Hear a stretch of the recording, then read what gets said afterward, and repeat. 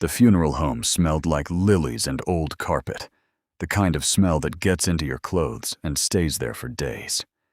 I stood near the back, tie too tight, watching people I hadn't seen since Reagan was president hug each other and cry over Tom Whitfield's closed casket. Carol hadn't come. Her knee was acting up again, and she'd said, "You go, Danny." Tom would understand. Give the family my love. 34 years married, and she still knew when to let me have a room to myself. I didn't expect to need one. I was signing the guest book when I felt it. That specific prickle at the back of the neck that means someone's looking at you before you've caught them doing it.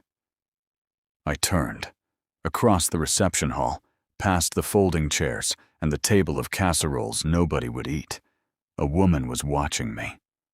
For a second, I didn't know her. Then I did, all at once, the way you don't remember a word, and then suddenly you do, whole and complete, like it was never gone. Renee. Her hair was silver now, cut short and neat. She'd gotten thinner, the way some women do with age, sharper at the collarbone, softer at the eyes. But it was her. The tilt of her head when she was deciding whether to say something. The way she stood like she was ready to leave a room at any moment, even when she wasn't going anywhere. 40 years. I counted it without meaning to.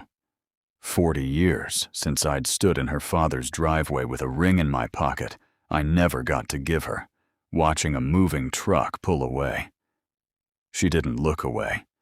Neither did I. Someone bumped my elbow.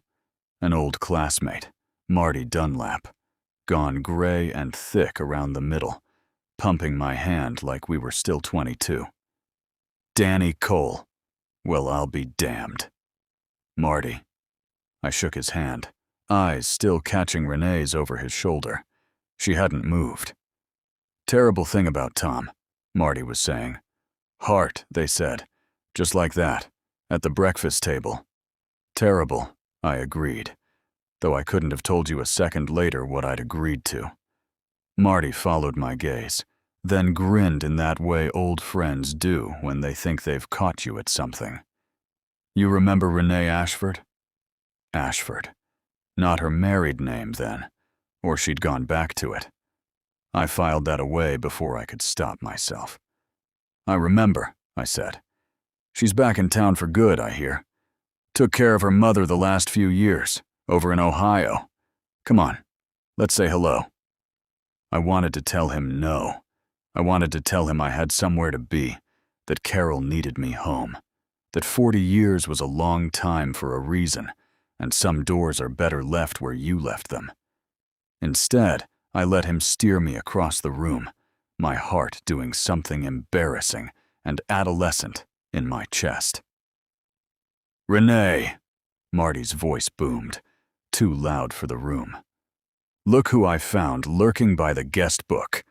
She smiled, that same smile, a little guarded, like she was giving you only part of it until she decided you deserved the rest. Daniel Cole, she said. My name in her mouth, after all this time, sounded like a door creaking open somewhere I'd nailed shut. I wondered if you'd be here. Renee. It was all I could manage. My voice came out rougher than I meant it to. Marty, God bless him, had the sense to excuse himself a moment later, spotted someone else across the room, clapped me on the shoulder, was gone. And then it was just the two of us, standing near a table of sympathy flowers. 40 years of silence between us, and nowhere to put it. You look well, she said. You too. It was true. It was more than true, and I hated how much I meant it. How's... She paused, and I watched her decide to ask it anyway. How's your wife? Carol, she's good. Couldn't make it today. Her knee's been bothering her. I'm sorry to hear that. A beat. You've been married a long time. 34 years. Something crossed her face. There and gone so fast I almost missed it. That's a good long marriage. It is. I said it firmly, the way you say a thing you want to still be true tomorrow. Around us, the room kept moving. Someone laughing too loud at a memory of Tom. A child being shushed by her mother. The low hum of 100 quiet conversations about a man none of us would talk to again. But where Renee and I stood, it felt like the noise had backed off a few steps, like we'd stepped into a pocket of quiet that belonged only to us. I think about him sometimes, she said suddenly. Tom. How he used to drive us all out to the lake in that terrible car of his, the one that overheated every 20 miles. The Buick. I laughed, surprising myself. I forgot about the Buick. You forgot about the Buick. She shook her head, and for a second she looked exactly like she had at 22, teasing me on the porch steps of her parents' house. You never forget anything, Danny. That was always your problem. Danny. Nobody called me that anymore, except Carol, and hearing it from Renee's mouth did something strange to my chest, like an old key turning in a lock I'd thought was rusted shut. Not a problem, I said. Just a habit.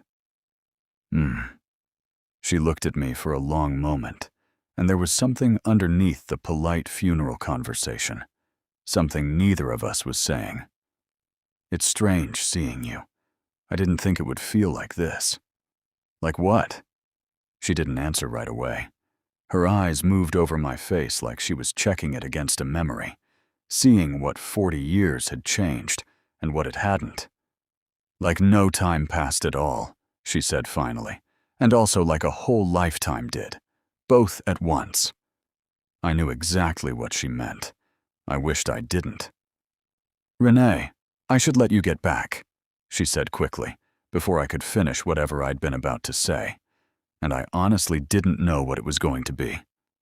There's a line for the family. I should pay my respects. Of course. She started to turn, then stopped, looked back at me with that same guarded, almost smile. It really is good to see you, Daniel. You too, Renee. She held my eyes 1 second longer than a funeral hello requires. 1 second longer than a woman says goodbye to a man she has no more business with.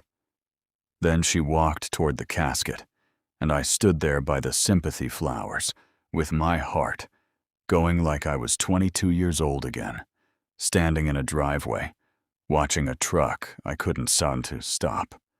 I told myself I'd say a proper goodbye before I left. I told myself that was all it was. I didn't quite believe it. I told myself I'd leave after another 20 minutes. Pay my respects to Tom's widow. Sign the book properly this time, since my hand had been shaking too much the first pass to write anything legible, and drive home to Carol. I was still there an hour later. I found myself near the coffee urn, holding a paper cup I wasn't drinking from, watching the door every time it opened, and hating myself a little for it. When Renee finally reappeared from the family receiving line, her eyes found me again, like she'd known exactly where I was standing the whole time.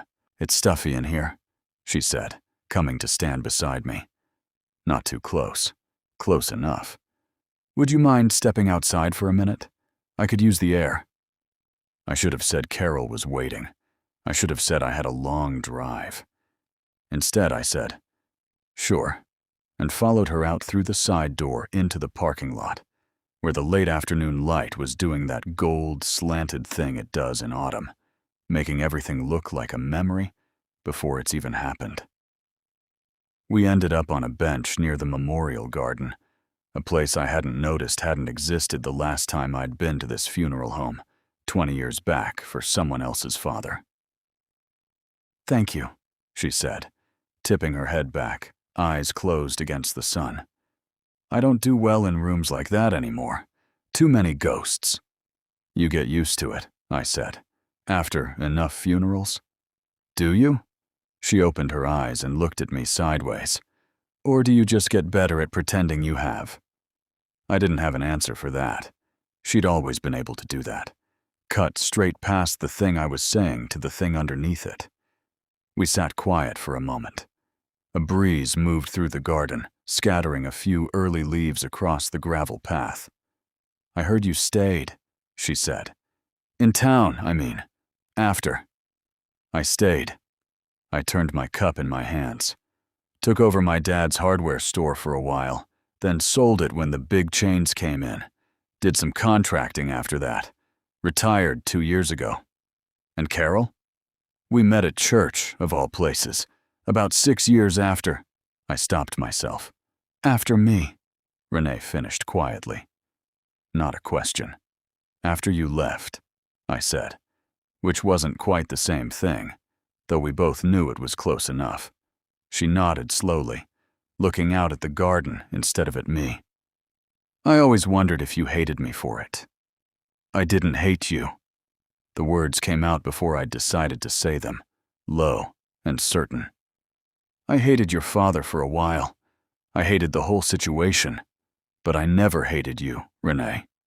He thought he was protecting me." Her voice had gone soft, the way it used to when she talked about hard things. "A boy from a hardware family. No college, no prospects," he said. "He was wrong about you. I knew it then, and I know it now. But I was 22 and scared of him, and I did what he told me to do." "You could have written," I said, and I heard the old hurt in my own voice. 40 years old, and apparently not as buried as I'd thought. "Even just once. I waited for a letter for 2 years, Renee. 2 years." She looked stricken, and for a moment I regretted saying it. Some things are better left where you buried them. "I wrote 100 letters," she said. "I never sent one. I told myself it would be crueler to keep it going than to let you move on clean. I told myself that for 40 years, actually. So I suppose I should tell you. I'm not sure I believe it anymore." The garden went very quiet. Somewhere behind us, a car door shut. An engine turned over. Someone else leaving the funeral, going home to whatever life they'd built. I envied them, whoever they were, for not sitting on this bench with this particular ghost.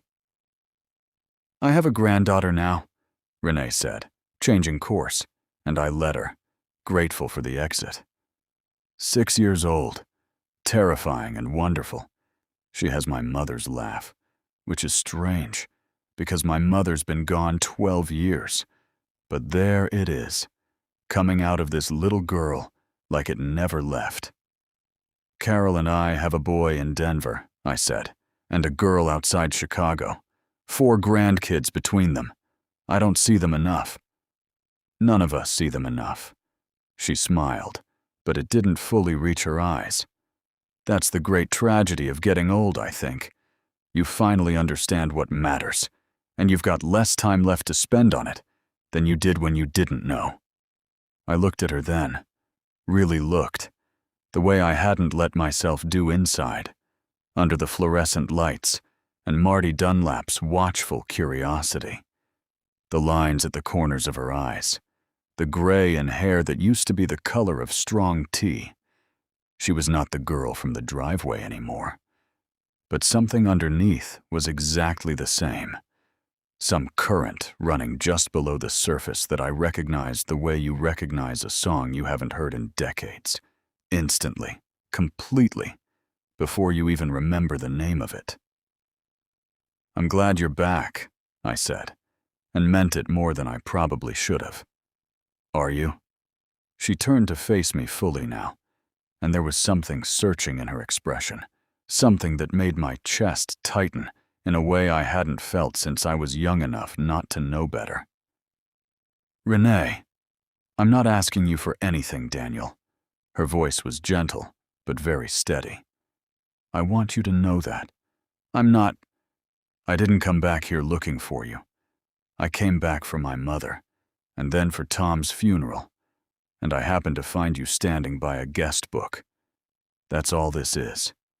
"I know, but I'd forgotten," she said, quieter now. How it felt to talk to someone who already knows all the parts of me that came before everything else. Before husbands and mortgages and the whole rest of a life. You knew me when I was still deciding who I'd be. I understood exactly what she meant, because I felt the same thing sitting there. Some old, unfinished version of myself stirring awake after 4 decades of sleep. And I didn't know yet whether I was glad of it or afraid of it. "There's a diner on 5th, I heard myself say. "Still open, if you can believe it. We used to go there after church." The one with the terrible pie. The very same terrible pie.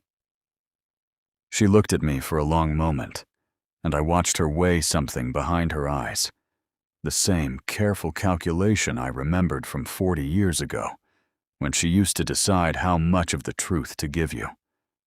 "Tomorrow morning," she said finally. "Coffee, to talk about Tom properly. That's all it is."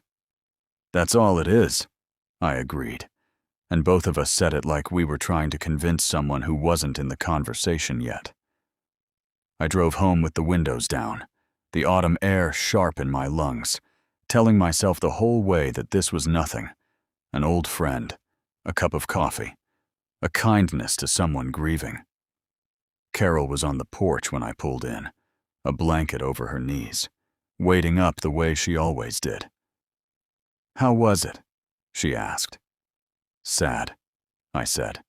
"Tom was a good man." I didn't mention Renee. I told myself it was because it didn't matter enough to bring up. I didn't quite believe that either. The diner hadn't changed much. Same red vinyl booths, cracked now with age. Same bell over the door. Same smell of burnt coffee and bacon grease that used to mean Sunday, after church. A few stolen hours before the week started again.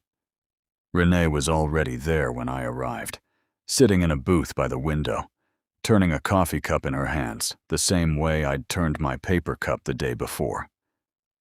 She looked up when the bell rang, and something in her face eased, like she'd been half afraid I wouldn't come. "You're here," she said. "Said I would be." I slid into the booth across from her. A waitress who couldn't have been older than 25, with no idea she was standing in the middle of 40 years of history, took my order and left us alone. "I almost didn't come," Renee admitted, once she'd gone. "I sat in my car in the parking lot for 10 minutes. What changed your mind?" "I don't know that anything did." She looked down at her cup. "I think I just wanted to see you again more than I wanted to be sensible about it. I should have laughed that off.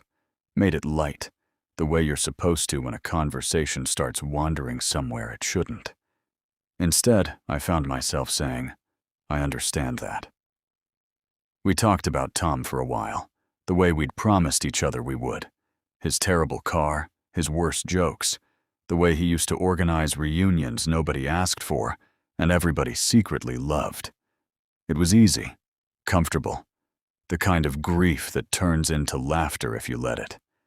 But underneath it, the whole time, there was something else moving. A current. Both of us swimming against it, and neither of us getting out of the water. "Do you ever wonder," Renee said, somewhere around her second cup of coffee, "what would have happened if my father hadn't sent us away?" "Every year on my birthday," I said, before I could stop myself. "Isn't that a strange thing to admit to a man's wife of 34 years? You're not admitting it to her. You're admitting it to me. That's worse." She smiled, but it didn't hold. "I think about it more than every year. I think about it more than I should." The waitress came by, refilled our cups, left again. Renee's hand was resting on the table, close to mine. Not touching. Just close, the way it had been 40 years ago on a porch swing, when neither of us had the courage to close the last 2 inches. "Renee." My voice came out lower than I meant it to. "Don't," she said softly. "Don't say something we can't take back over pie and bad coffee." I wasn't going to say anything. You were about to. She looked up at me, and there was something raw in her expression now, something she wasn't guarding anymore. I can still tell, Daniel. 40 years, and I can still tell. I don't know which of us moved first. Maybe neither of us did. Maybe it was just the room narrowing, the way it does sometimes, until there's nothing left in it but two people and the space between their hands. Her fingers brushed mine on the table. I didn't pull away. Neither did she. I have a husband, she said quietly. Had. He passed 3 years ago. I don't say that to... I just want you to know I'm not being careless with someone else's marriage on purpose. I know.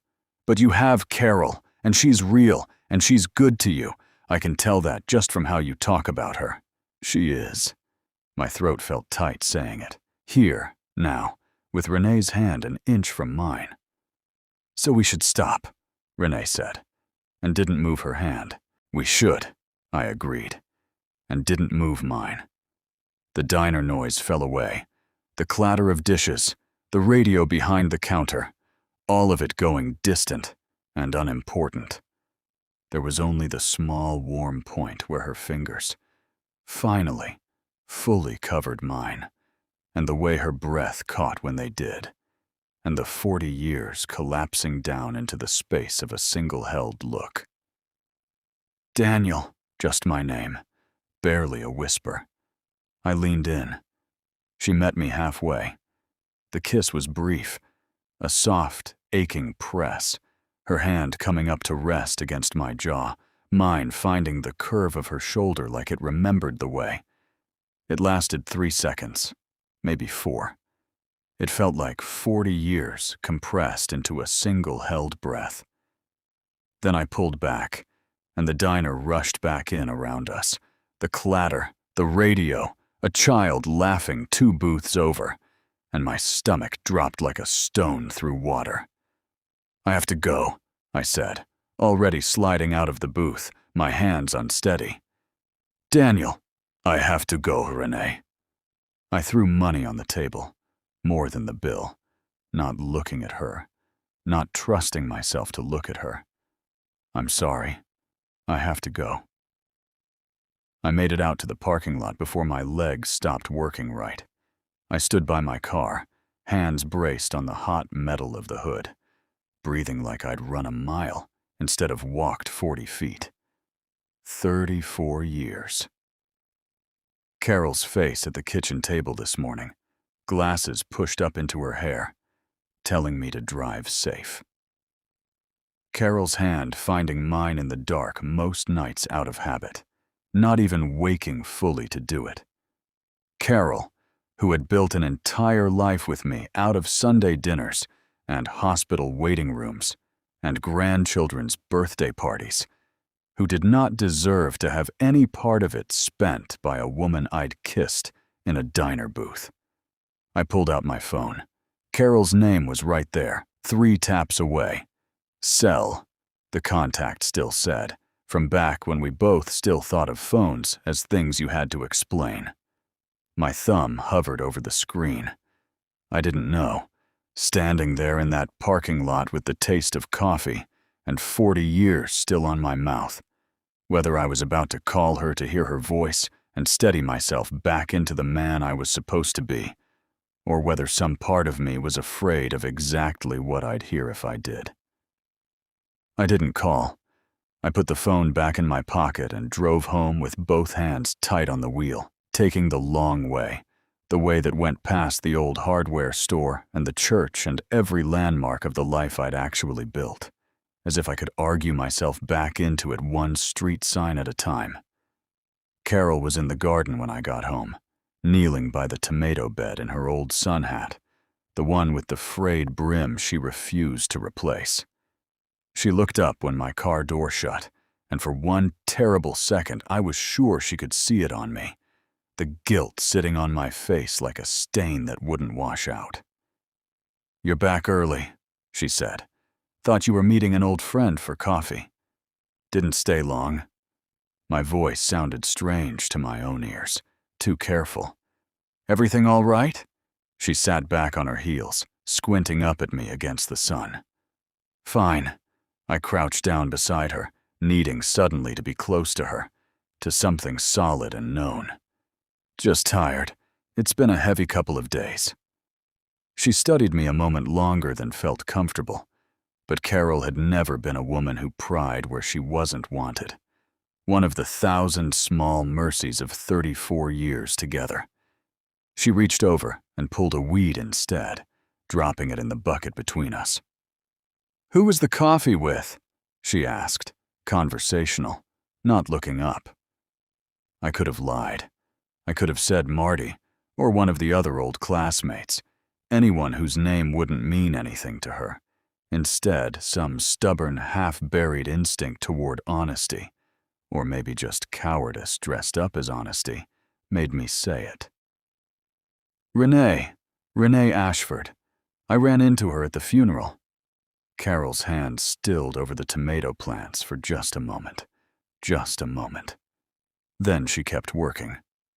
"Renee," she repeated. "You're Renee?"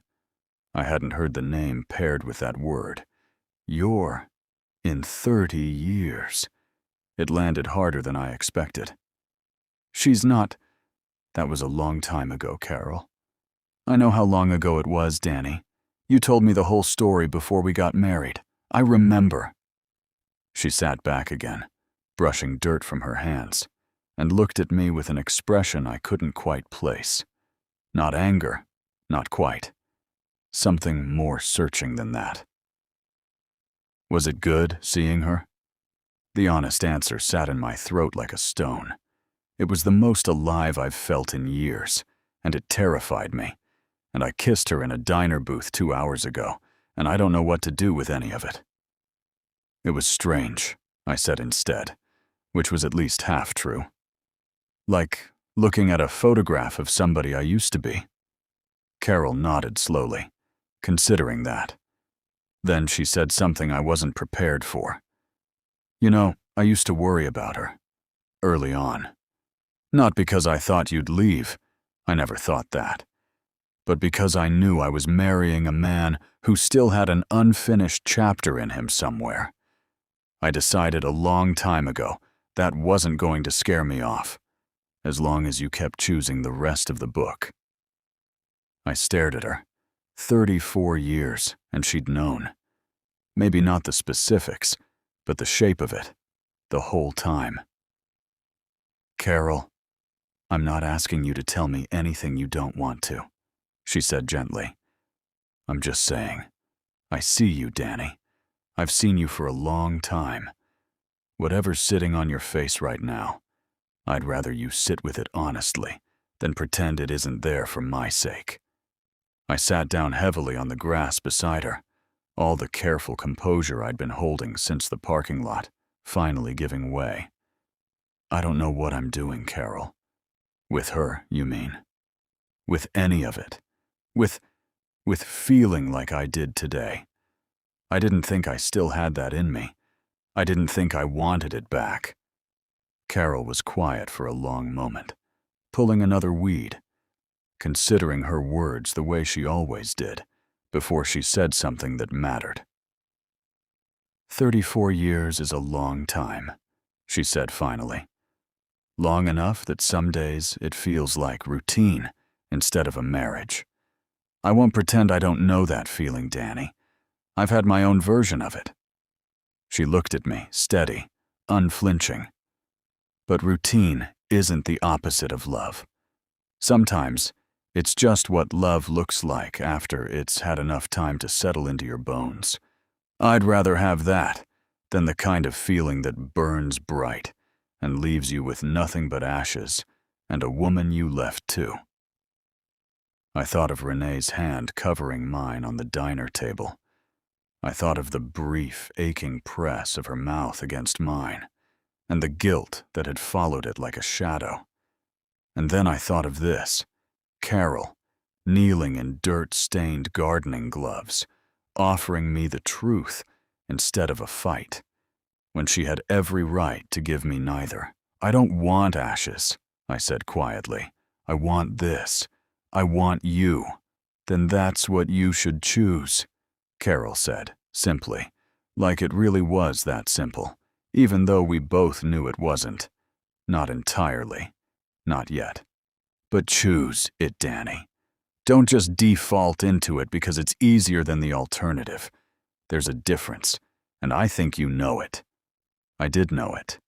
Sitting there in the fading afternoon light, the tomato plants heavy and green around us, I understood for the first time in 2 days exactly what I needed to do. Not out of guilt and not out of duty, but because somewhere between the diner parking lot and my own backyard, I had finally stopped asking the wrong question. The question was never what if. The question was what I was going to do about what I already had. I reached over and took Carol's dirt-streaked hand in mine, the way I had 1,000 times before, and for the first time in 2 days, it felt like coming home instead of running from something. I need to write to her, I said. Renee, just to close it properly, honestly, not to keep it open. Carol held my gaze for a long moment, and I watched her decide to trust me, not blindly, but with the particular, hard-won trust of a woman who had built something real enough to survive the truth. Then write it, she said, and then come inside. Dinner's going to burn. I wrote the letter that night, at the kitchen table, after the dishes were done, and Carol had gone up to read in bed. I went through 4 drafts before I found words that felt honest, instead of either too cold or too much like an apology for something I refused to let become a habit. Renee, I've started this letter more times than I'll admit. What happened at the diner shouldn't have happened, and I won't pretend otherwise or dress it up as anything other than what it was. 2 people reaching backward for something that used to be theirs. I don't regret that we found each other again, even briefly. I think some part of me needed to know that boy in the driveway was still in here somewhere, but I'm not free to follow him, and I don't want to be. I built a life, Renee, not instead of the one we might have had, alongside every year I might have spent missing it. Carol is that life now, and 34 years in, I understand something I didn't understand at 22. Love isn't the lightning strike feeling I felt sitting across from you yesterday. That's just the memory of a door that closed a long time ago, swinging open for a moment in a strong wind. Real love is what's still standing after the wind dies down. I hope you find peace, and I hope, if you ever think of that driveway, you'll remember that I never stopped being glad you existed. Just not in the way I let myself feel yesterday. I wish you well. I mean that completely. But I won't be writing again. Daniel. I sealed it before I could talk myself out of any of it, and mailed it the next morning on my way to the hardware store to buy the fence stain I'd been putting off buying for a month. 3 days later, a small envelope arrived in our mailbox, addressed in handwriting I recognized instantly, even after 40 years. I stood at the end of the driveway holding it for a long moment, feeling the old pull of it, the temptation to open it, to see what she'd say back, to let the door creak open just once more. I didn't open it. I carried it inside and set it, unopened, in the bottom drawer of my desk, where old things go that a man isn't ready to throw away, but has decided not to live inside of anymore. Maybe someday I'd read it. Maybe I never would. Either way, it wasn't going to be today, and it wasn't going to change what I'd already chosen. That evening, Carol and I sat on the porch the way we did most evenings, now that the kids were grown, and the evenings had gotten quiet enough to fill with just each other. She had her book open on her lap, not really reading it, watching the last of the light go orange over the Hendersons' fence line instead. You wrote the letter, she said. It wasn't a question. I did. And I'm not opening what came back, I said. Not yet. Maybe not ever. Carol nodded slowly, and I watched something in her shoulders ease that I hadn't fully realized had been tense since the day I said Renee's name in the garden. She reached over and took my hand, the way she had 10,000 evenings before this one, and for a moment neither of us said anything at all. "I used to think," she said eventually, "that the whole trick to a good marriage was making sure nothing ever came along to test it. I don't think that anymore. I think the trick is what you do when something finally does." "I almost failed the test," I said quietly. It felt important to say it plainly, not to soften it into something easier to live with. "Almost isn't failing, Danny." She squeezed my hand. "You came home. You told me the truth, even when it cost you something to tell it. You wrote the letter, and you didn't open hers. That's not almost failing. That's choosing, over and over, in the small ways that actually matter. That's the whole marriage, if you want to know the truth. Just that, repeated for 34 years. I looked at her then, really looked, the way I'd looked at Renee across that funeral home 2 weeks ago. Except this time, what I saw wasn't a ghost of who I used to be. It was the woman who'd actually stayed, who'd raised 2 children with me, buried both her parents with me, sat up through 3 surgeries and 1 long, frightening winter when the business nearly went under, and never once, in 34 years, given me a reason to reach backward for anything. "I love you," I said, and it came out steadier and truer than it had in longer than I wanted to admit. Not out of habit, not by default. "I love you." "I know," Carol said, smiling, and turned back to her book, resting her head against my shoulder as the porch light flickered on against the coming dark. "I've known for 34 years, Danny. I was just waiting for you to remember it out loud." We sat there a long while after that, the 2 of us, in the particular quiet of a life that had weathered something and come out the other side steadier for it. Not because nothing had ever tempted us apart, but because in the end, we had each chosen to stay. The letter is still in the bottom drawer. Some days I forget it's there at all.